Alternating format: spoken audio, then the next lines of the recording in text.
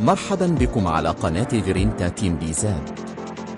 تابعونا لكي يصلكم جديد المنتخب الجزائري والمحترفين.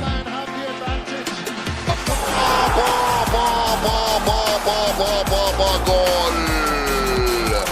يا له من جول ويا له من صاروخ.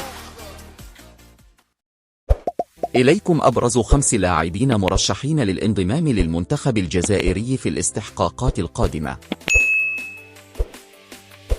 حسام عوار وسط ميدان أولمبيك ليون.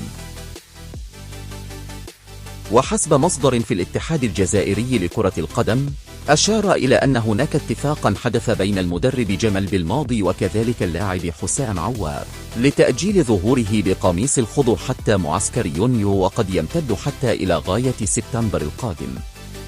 وتفيد ذات المعلومات بأن ذلك يأتي كون اللاعب يمر بظروف صعبة مع فريقه ليون على غرار معاناته من إصابة خفيفة، إضافة إلى نقص المنافسة الذي يعاني منها، في حين أن اللاعب يبحث عن فريق من أجل أن يلعب دقائق أكثر، وتكمن رغبته في تسجيل ظهور أول قوي مع منتخب الجزائر.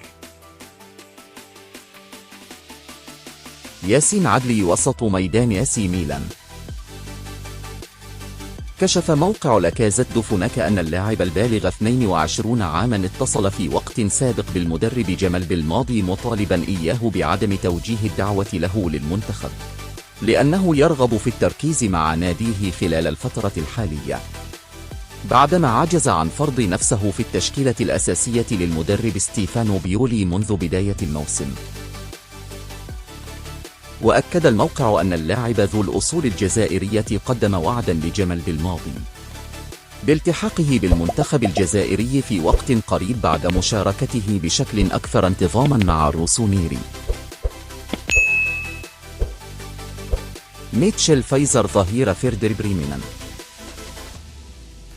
كشفت صحيفة بيلد الألمانية في تقرير لها بأن فايزر الذي يمتلك أصولا جزائرية من جهة جده من والدته لم يتلقى رد رسمي لحد الآن من الاتحاد الجزائري لكرة القدم، رغم أنه وجه نداء مباشرا للفاف يعبر فيه عن رغبته في تقمص ألوان المنتخب الجزائري، ولم يضمن مكانته مع الجزائر حتى الآن، لكن الاتحاد الجزائري يراقبه وهذا كل ما في الأمر. واعتبرت ذات المصادر أن الخطوة التي قام بها فايزر تعتبر مغامرة حقيقية، على اعتبار أن الاتحاد الجزائري لم يتخذ أي قرار بعد بشأن ما إذا كان اللاعب سيستدعى في المستقبل أم لا. أمين بويري مهاجم إيران. أكد موقع RMC سبورت الفرنسي بأن بويري في اتصالات متقدمة مع الاتحادية الجزائرية من أجل اللعب للمنتخب الوطني الجزائري مستقبلا. وأضاف المصدر أن بويري سيلتحق بالخضر بعد المشاركة مع المنتخب الفرنسي في كأس أوروبا لأقل من 23 سنة شهر جوان المقبل، تحسبا لالتحاقه بكتيبة بالماضي في قادم الاستحقاقات والتخلي عن تمثيل المنتخب الفرنسي. وكان بالماضي قد تواصل في وقت سابق مع اللاعبين خاصة آمين بويري، لكنه يريد هذه المرة الذهاب إلى أبعد حد ممكن في ملف اللاعب الصاعد. ريان شرقي مهاجم أولمبيك ليون. صاحب 19 عاما الذي يتعرض في الفترة الأخيرة لانتقادات فرنسية لاذعة وإلى تشكيك واضح في قدرته على بصم مشوار كروي مميز.